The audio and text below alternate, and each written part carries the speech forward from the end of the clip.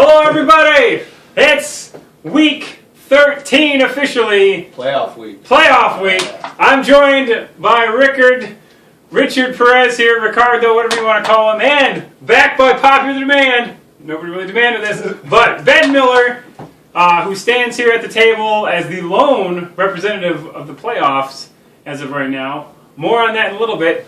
It was quite a dramatic last couple of weeks. Week 12 was insane. Were you paying attention to this stuff? That was pretty cool. Of course I was watching, man. I shot to get in. You had a shot to get in, as did Ben. And Ben actually, maybe he did get in. There were some crazy scenarios that could have played out. Several teams had great odds of winning. Some of them were working against the odds. We'll see what happened as we get it going.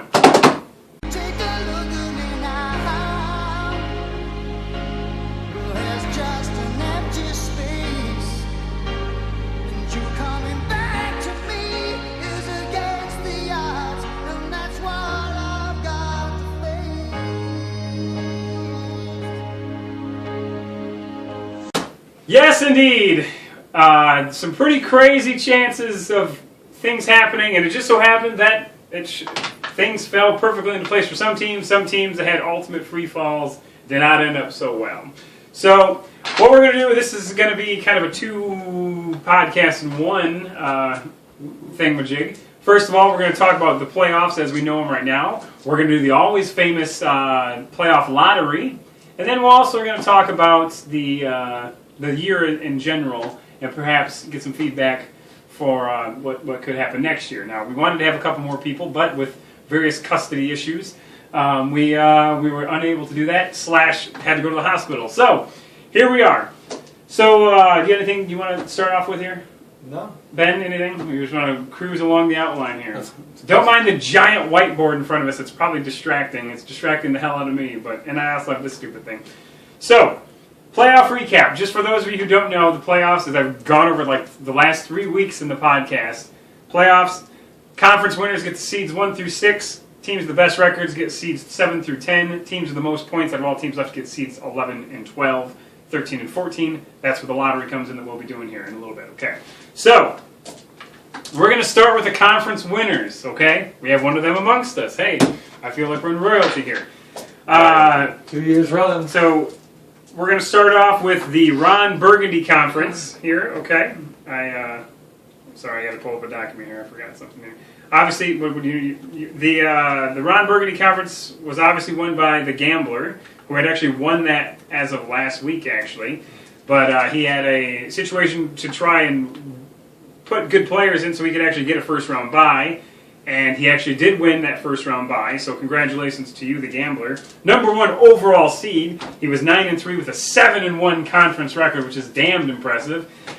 He scored 692 points, but most importantly, he was the clear winner of the Ron Burgundy Conference. So he gets the number 1 overall seed. He will not be playing this week.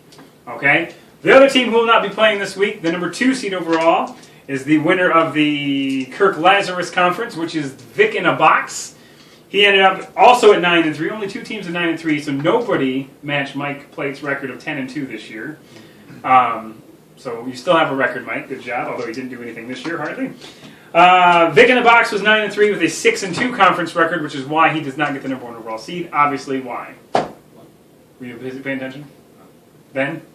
The Gambler had a 7-1 conference record, which is why he gets the number 1 seed. Vic in the Box, 645 points. The number 3 seed overall goes to my old chum, the Brody Bruce Conference champion, William Shatnerface. Oh, your brother. You, didn't he? What? Yeah, last week he really spanked you, didn't he? Yeah, it wasn't very pretty, I'll be honest. But hey, you know what? William Shatnerface, I'm calling you a coward because I gave you a congratulatory post on Facebook like the president's supposed to. When he loses an election, he comes out and he makes his concession speech. I gave you mine. I don't even get a like on Facebook. What is up with this? Maybe he didn't think it was enough. It was more than enough. I congratulated him on Facebook, I congratulated him on Twitter, and I congratulated him on the actual site. Sorry I didn't give the guy a hand job. Seriously. But anyway, the number 3 seed, William Shatnerface, he gets that number 3 seed because he was 8-4, and he had a 6-2 conference record, 688 points. Now, the Dublin Drunks, a.k.a. Tom Petty, who had a horrendous free fall there at the end of the year, They were number 1 or 2 for the majority of the year. They ended up getting the number 4 seed. Even though they lost, they stumbled in the playoffs, much like the Tigers typically do. They lost that final week. They ended up being 8-4 with a 5-3 conference record, so not as good as the William Shatner face, which is why they get the 4 seed. They did score 695 points, however. Then the number 5 seed. There were 2 teams that were 7-5 that were conference records, or conference winners. Sag Nasty's notch above top notch. Come on, Ricky. Give it up. He's applauding himself. They were 7-5 with a 6-2 conference record, which gave them the edge over JCPenney because they had a 5-3 conference record. Interestingly enough, if you notice the top 4 seeds, the highest point total was 695. The number 5 seed has 779 points. So almost 100 points more than well, actually more than 100 points. 130 points more than the number 2 seed. So excellent job, Benjamin. Unfortunately, you will be playing this week, but still, you made it in the playoffs by winning. Still a lot of good players trying to come back. Yeah, the high steppers came up big, and they played spoiler 2 weeks in a row because they beat me 2 weeks ago, and then they beat the JCPenney this week. Thank you, Anquan Bolden, by the way. Huge night, which cemented his defeat and Sag Nasty's win. And then the number 6 seed. You talk about crazy tie-breaking scenarios. The what conference is that? I always forget what conference theirs is. The Jeff Spicoli Conference. Thank you very much. The Jeff Spicoli Conference had a 5-way tie at 7-5 for the conference lead. Really, it was a 2-way tie between the Riverside. Well, technically, it was a 4-way tie. Okay. Riverside, Potterville, Squadrils, and Now You See Me, Now You Don't were 7-5 and 5-3. Divisional record. Okay. Show Me Your TDs was actually 4-4, I believe, with the divisional record. So they were eliminated. Tiebreaker would have been points. So the next tiebreaker is head-to-head, and this is where it gets really confusing because there are 4 teams. What you basically do is you take all 4 of them and rate them against each other. Okay. Now this is where it gets really wild. Potterville's probably gonna bitch, but Squadrils and Now You See Me, Now You Don't. They were 1-2 against the other 3 teams. Potterville and Riverside were both 2-1 against the other 3 teams. Ironically, Potterville actually beat Riverside, but because Riverside has more points, because they're all in the same group, the tiebreaker goes to the team with the most points. Wow. So yeah, very unfortunate for Potterville. That's kind of fun. But that's how it happens. Yeah, I mean, well, because Potterville actually beat them, but they were 2-1 together in the conference in the group of people, and the site defaults to most points as it should, realistically. So Riverside at 775 points, also way higher than anyone else, aside from Benjamin here. So that's how that goes. Go over here, my notes here. The next seeds are the best record seeds, which would be seeds 7 through 10. You know who they are? Have you been paying attention to the Facebook group? KZoo Crazies. KZoo Crazies, number 7 seed, 8-4, 5-3 record. Probably do them in order. Probably Nasty Nutria is next. Yes. Now let's stop right there. Nasty Nutria. You know what your sister's record was? 6-4 or 6-5. She had 2. First of all, there's 12 games. 12 games. Oh. Not 10 or 11. But no, she was 7-2-2. Oh, that's right, 2 ties. Yeah, which is the first in MUSL history. 2 ties is as good as a win. 2 ties is as good as a win and as good as a loss, which is why her 7-2-2 was up there with KZoo Crazies, Tallywhackers, Troy Pulling Out on You, and Carp Carnival King. There's actually a 5-way tie of teams that were essentially 8-4. So then it goes to division record, which ruled the Carp Carnival King out because they were 4-4. So there were 4 teams that were 5-3. And much like the other conference thing, tiebreakers, head-to-head, KZoo Crazies were 1-0. Troy Pulling Out on You was 0-1. We'll get there in a second. So Nasty Nutria, 7-2-2. They scored 753 points. They actually did not play anyone in this 4-man group. Tallywhackers were 8-4 as well, 5-3 conference record, 717 points, which is why they are the third group or third team in this. And then Troy Pulling Out on You was 8-4 with a 5-3 conference record, but they lost to Kalamazoo, thus they get the last seed of those. Okay, it gets really confusing, but 7 seed KZoo. The actual head-to-head tiebreaker. Yes, it does. Yep. 7 seed is KZoo, 8 is Nasty Nutria, 9 seed is Tallywhackers, 10 seed Troy Pulling Out on You. So Carp Carnival King, unfortunately, the conference record killed you. You were down by 1 game, and you were just eliminated from contention, even though you were 8-4. So, unfortunate. But 8-4 is good enough to play. Yeah, it is. Trust me. Was he the last 8-4 team not to make it? Yeah, he was the only 8-4 team not to make it. So then, seeds 11 and 12 go to the teams with the most points that are not already in the playoffs, and that is, of course, this year's Wilt Chamberlain Award winner, the TDs and Beer, who set a record, 815 points this year, which beat Kalamazoo's record last year of 786 points. So I think it's worth a little applause. A lot of people beat that record this year. No, one person beat that record. No, Ben was second place, 779 points. That one had 790. Wasn't it Derp? No, Derp. No. Here's the thing on Derp. Derp gets the other seed, okay, wherever you are. I didn't write you down in here. The 11th seed goes to Derp, who had, I don't remember how many points. There was. I thought that was a 12. That was 790. No, they have 790. This thing is stupid. I can't even see. Long story short, well, Sagnasty had 779. For Riverside had 770. Derp was below them. So the biggest winner of the week, hands down, talk about Jeff falling into the playoffs, Derp was lucky as can be, because if neither Sagnasty or Riverside had not won their conference, Derp would have not made the playoffs at all. But because both of them won their conferences, that opened a spot up for Derp. He gets in. He had 760-some points. 769, I believe. And then New Orleans Rock Chucks barely defeated 760. So that 130-point performance really screwed New Orleans Rock Chucks. So that brings us to the wild card lottery, okay? Wild cards, as you know, and I've explained this a couple times, I'll explain it one more time. Every win that you get throughout the season gets you 2 entry tickets. Every tie that you get gets you 1 entry ticket. Every loss you get gets you 0 entry tickets. If you fit what? I was just complaining about 0 tickets for a loss. 0 tickets for a loss. This is not some wannabe Pop Warner crap. Everybody doesn't get a trophy here? Not everybody gets a trophy. Hell no. But if you were blacklisted, all of your tickets are immediately removed. Okay. No ticket. So, no ticket. Yeah, you're gonna get thrown off the Zeppelin, baby. Is the Zeppelin gets thrown off of it? It is, right? Yeah. Love that movie. You know what movie we're talking about? No. Why don't you explain it to everybody watching so we all know? Indiana Jones. Great. Thank you. That's Crusade. Yeah. No ticket. Anyway, I'll so remember that out of that movie. When all said and done, he chose unwisely. It's another great quote. I do remember that one. When all said and done, there are 406 tickets in the lottery. Okay, after you take away all the teams that made the playoffs and all the teams that got blacklisted, 406 tickets. All right. Teams got blacklisted. They said there's 506. Well, there's 406 technically. Okay. I had 100 to the number so I could make the die roll easier. More than that. How many teams got blacklisted? How many teams? Let me find out real quick for you. There was a few, more than I would have liked. Integrity on the line. That wasn't even my post, by the way, but it runs in the family. Okay, blacklist refresh here.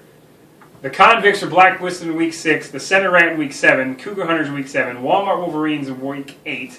Brandon Roy's knees after we did the podcast, a.k.a. Joe Tracy, in Week 9. Dirty Mark Sanchez, which was really strange. His lineup was glitched out. I feel bad for him. And the Springfield Isotopes, blacklisted in the final week. Jackie, it's like you had children or something. What's wrong with you? Jeez. Almost like you had 2 kids. Almost like you had 2 kids. Hell. Twins even? Twins, maybe. Well, guess what? Preston and Parker, I think those are the names, cost you a chance at the wild card, but it gave you motherhood. So, complimentary prize. So yeah, 7 teams got blacklisted.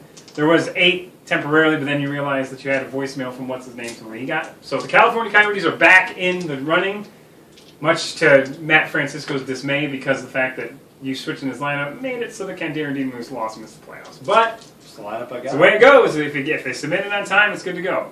So we then took those 406 tickets, assigned a random value to each one of them, and then numbered them 100 through 506, which is why there's 506 numbers, okay?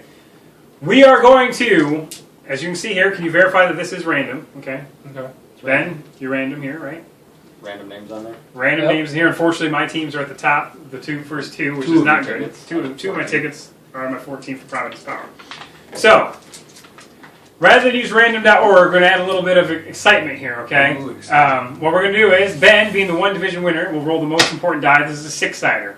On a roll 1 through 5, we move on. If he rolls a 6, he rolls it again. No big deal. Don't roll it yet. Richard and I will both have 10-siders because we're nerdy and have D&D dice. So Ben will roll representing the 100s column, Richard will roll representing the 10s column, and I will roll representing the 1s column. We will do this, and we will determine who makes the playoffs. So here we go! Wild card spot number 13 is a 1. So it's 100. Roll your die. 66. 166. Ben, you want to come over and read the honors for me? Because you are the... I'm going to give you some credit here, because you actually made it legitimately. 166, Beast Mode! Beast Mode is in the playoffs. Ryan Allen gets in on the lottery ticket. So, we'll write Beast Mode on this board here, if you want to do that, Benjamin. Not smearing everything if possible, because I will smear it. They're in the 13th seed. They will be playing the Dublin Drunks. So that's cool. That's cool. Beast Mode, you know, he had a good run. He had 6 wins, I believe. So he was in the running there for a while for the Conference League. So now, barring Beast Mode being rolled again, which is very unlikely, we will have our other entrant right now. So roll this one. Oh, you got to roll again. That's a 6. This is no good. 5. Now, at this point, you roll your die only, because there's only 6 entrants, or 7 entrants, essentially, for this one. So the number's 5, 0 through 6. 4. So 504. We are the 504 boys. Providence Power! You Providence bitch! Power! Oh my God! That's what it says. Too. Oh my God! It's a true story. That's what it says. Thoroughly disappointed. And it's silence here in the crowd. Hey, that Providence Power. And you can't get any more random than that, boys. Didn't roll another 4. Huh? So, there it is. You want to write me on there, Benjamin? 502 Beast Mode. And I'm playing William Shatner. Oh my God! Oh my God! Oh Rival my God. strong! Oh my God! Wow! You're in trouble. I know I am. Trust me. I threw everything I had in him last week and put up 31 points. Shit the bed, Fred. The rivalry renewed. Probably won't be much of a rivalry. Oh my God. Are you already submitting? What? Are you already submitting? No, hell no, I'm not submitting. I got a chance. Not a good one, though. I'm sorry, I just stepped on your feet. Alright, so the lottery's So there it is. The lottery is done. I'm going to close this down so I can actually concentrate. That was pretty intense.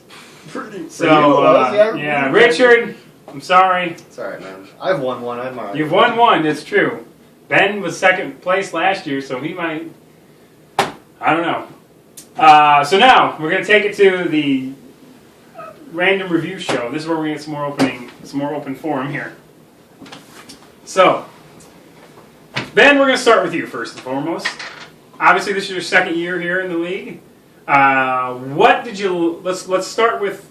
we all know what we like about this league. Let's start with what we didn't like from you personally.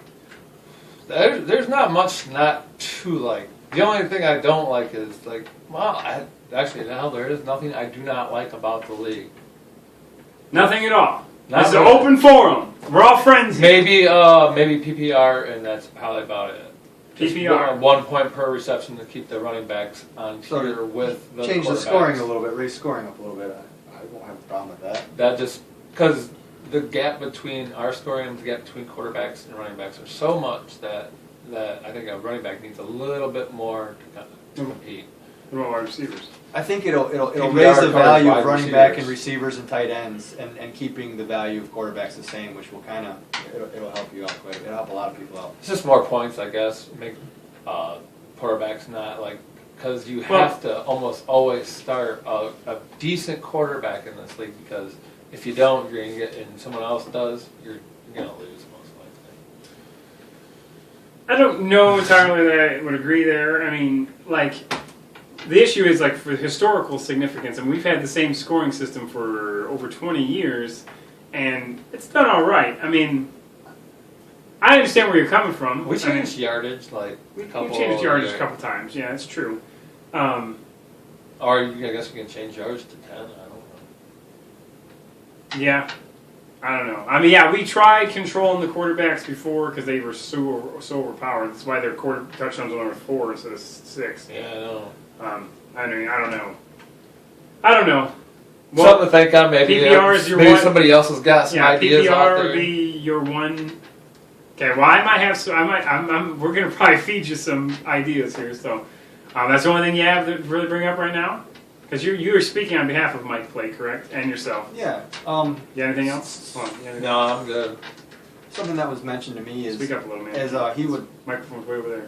That's a long way away, isn't It it? is. He would like the playoffs to be determined not on conference record, but on head-to-head. Like, say 2 people are tied at 8-5 or 8 and it'd be 8-4. He don't want it to be conference record. He thinks that if you beat that guy, then you go, because that's how it is in the NFL, and that's how it is. That's not how it is. I thought that's how it No, was. it's conference record first, and then it also goes. Then it goes head to head. So if you have well, I guess it is in the NFL. It is that way. And I think in In college, college, too. in college, it's not. No, in college, it's College straight is up conference record. College, it's conference record over regular record. So you could be 0-3 and be 8-0 in your conference, and you'd technically be 8-3, and you could have a team that is 9-2.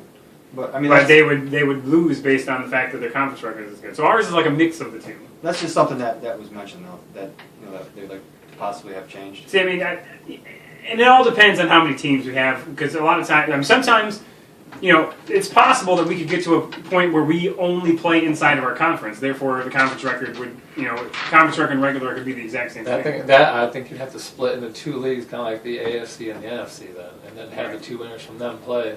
Well, yeah, I mean, we That don't know would what's be- going to happen. We'll talk about that here at the end about what we're looking at next year in terms of teams. But yeah, depending on how many teams there are, it could sprawl into all kinds of craziness with more teams. But I don't know. I like in terms of the way it is. The conference record. It's the conference games are supposed to mean more. Head to head is a 3rd place tiebreaker.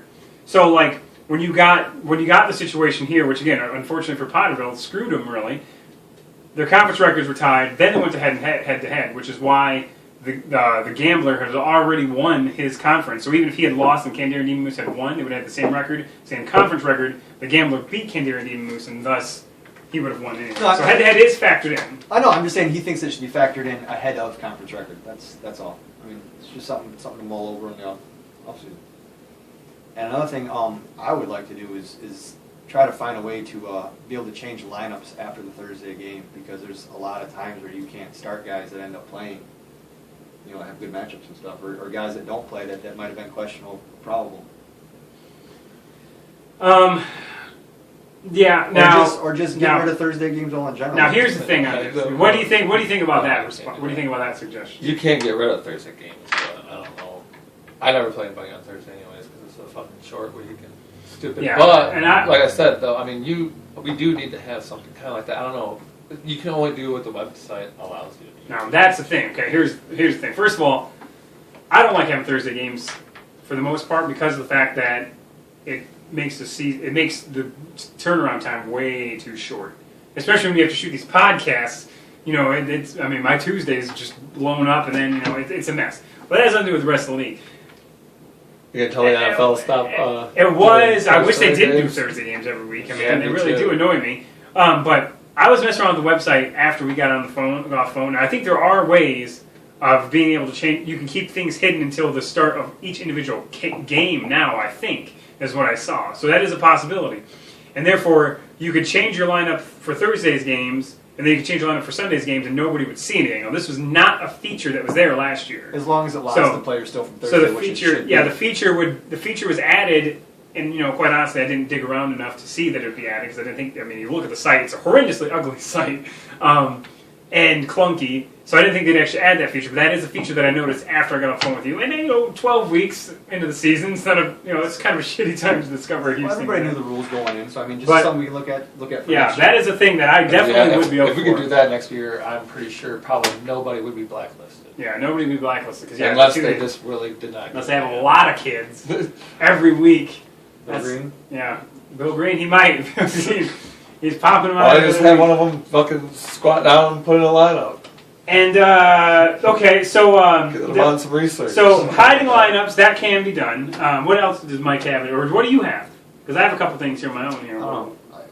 The biggest thing for me is the Thursday games. Because Mm-hmm. that really hurt me this year because that Halloween week I didn't get a lineup set because that Thursday game killed me. It's my own fault, but that's what happened. Yeah. This thing called a calendar. You know, Yeah. I mean, you know it's coming. Yeah, I know. Armor's Almanac A lot of predicts people you're know still it's alive. coming and still got gray listed and blacklisted. Yeah, I know.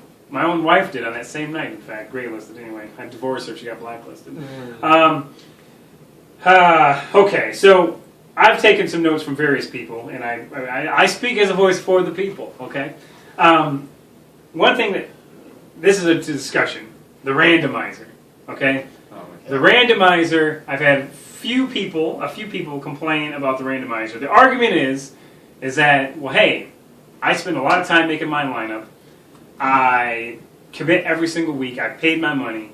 I have a chance of winning the conference. Why the hell should I be victimized by some joker who doesn't submit his lineup, randomizer spits out some super lineup against them? That hurts them. And I understand that argument. They don't like the randomizer. Some people don't. My immediate response to that is, same person who was complaining about this found themselves in the same situation, but a team he was rooting against needed to lose, and lo and behold, the team they were playing didn't submit a lineup, so all of a sudden, guess what? The randomizer worked in their favor. The randomizer spit out a lineup. Granted, it wasn't a super lineup, but it was a lineup. The bad thing about So the that- randomizer is most people don't use a lot of the really great players until late in the season, hoping they can start off good. So what happens is when people start getting randomized late in the season, you start seeing a lot of really good lineups against you, and that's just that's part of the complaint. No, that's true. The only way to stop the randomizer is put in a lineup. Put in a lineup, yeah, that's a good point. Well, the people that aren't putting the lineups aren't the ones that are worried about the randomizers. I know. It's the people that are getting randomized against. Yeah. I don't know what else you can do about it. I mean, well, we could look back. a blank lineup though is just Blank You can't lineup. have a blank Blank lineup. The blank lineup isn't designed to. The randomizer and in general not having lineups is designed to prevent someone from throwing a game, basically. Like, oh yeah, me and you. Hey, guess what? I have no chance. I'm just going to start a bunch of bums, or I'm going to start nobody. Starting a bunch of bums technically would be allowed unless they're all like people on the bench, I guess. Starting no lineup, no one wants to have an automatic win.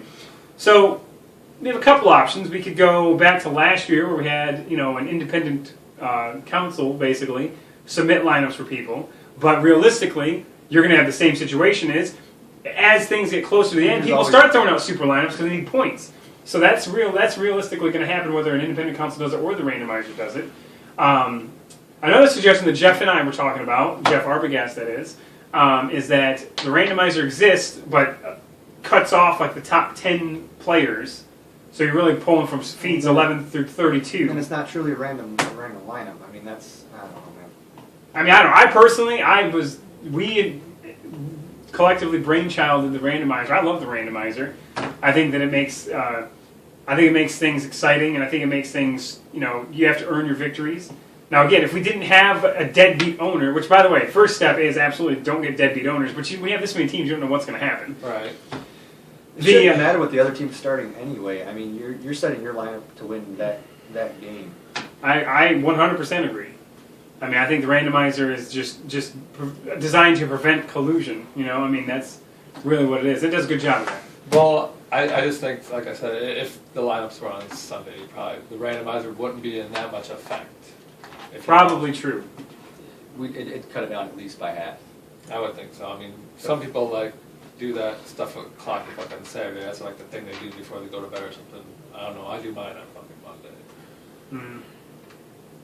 Yeah. But I'm weird like that.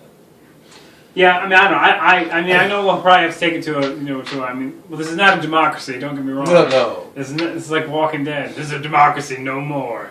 But, I don't know. I personally like the randomizer, I don't like having to do randomizers for multiple I got teams. randomized last week, actually.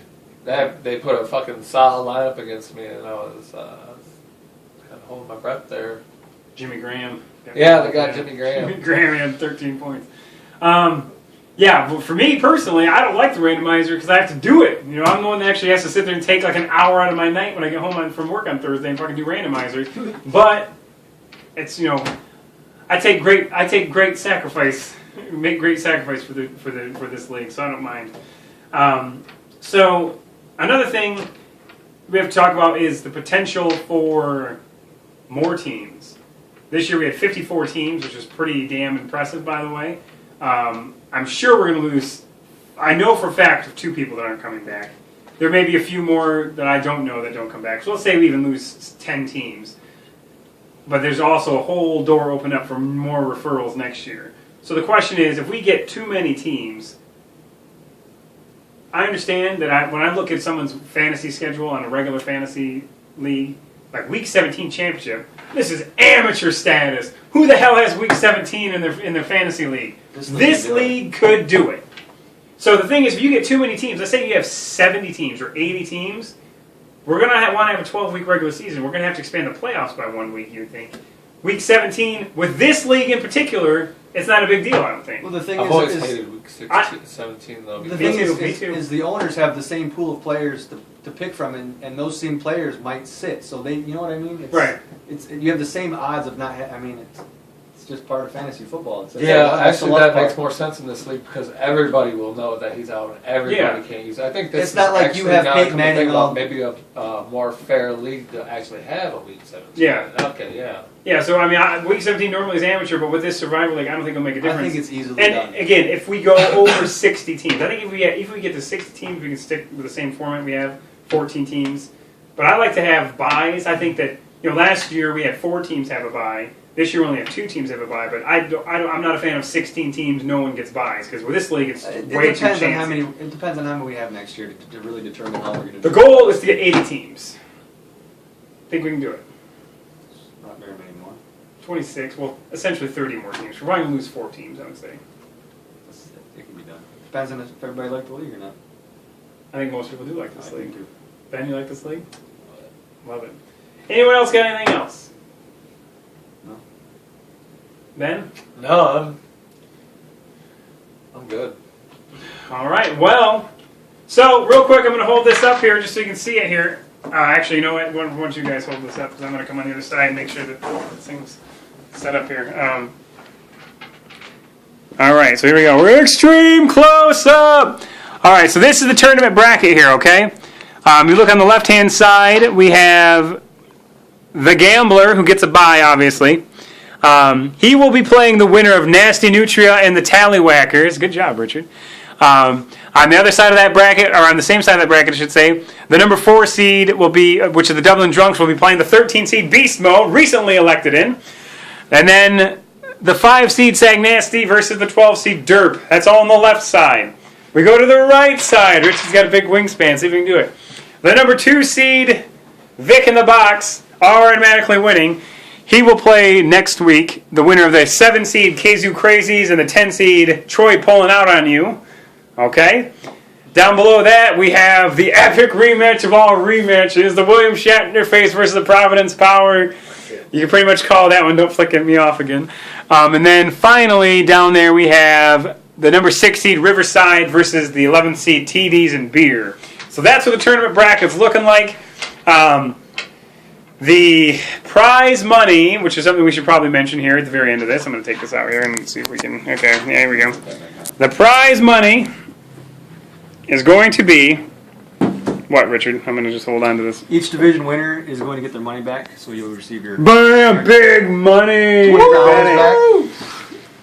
And then... This year we're going to be paying out 3 places. First place we're receiving $500. 500 big ones! Second place we're receiving $200. 200 little ones! And while first and second place are playing, we will also have a second bowl game for $50 between the those losers from the previous games. Yeah, so a third place game is what they like to call that, Richard.